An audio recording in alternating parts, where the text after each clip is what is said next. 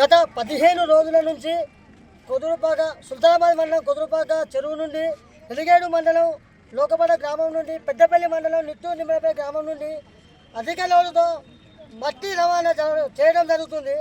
అయ్యా కలెక్టరు, మీరు అధిక లోడుకు మీరు పర్మిషన్ ఇచ్చారట, మీరు ఎలా ఇచ్చారు? మాకున్న రోడ్లన్నీ ఖరాబ్ అవుతున్నాయి. ఎన్నిసార్లు ఇప్పటికి 3 రోజులు అవుతుంది. మా ప్రజల నిమ్మలపల్లి ప్రజల ఆవేదన మీకు గుర్తుకు రావడం లేదా? మేము మొనబెట్టుకుంటున్నాం. ఎన్నిసార్లు మీకు మొనమించిన మా నిమ్మలపల్లి ప్రజలను పట్టించుకోవడం లేదు. మొన్న ఆపినాం, నిన్న యాక్సిడెంట్ కావడం జరిగింది. దాని మీద కూడా కొంచెం కూడా స్పందించడం లేదు మీ అధికారులు.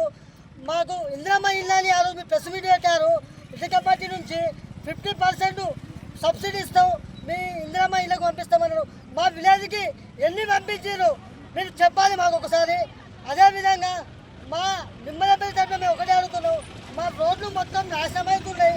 మా నిమ్మలపల్లి ప్రజలు ఎంత అల్లాడినా కూడా కనీసం పట్టించుకోవడం లేదు. మా నిమ్మలపల్లి ప్రజల తరఫున మేము దండం పెట్టి అడుగుతున్నాం, మా రోడ్లను కానీ మా విలేజ్ని కానీ మా ఊరి నుంచి అధిక లోటుతో పోకుండా ఆపాలని మీకు విన్నపించుకుంటున్నాం.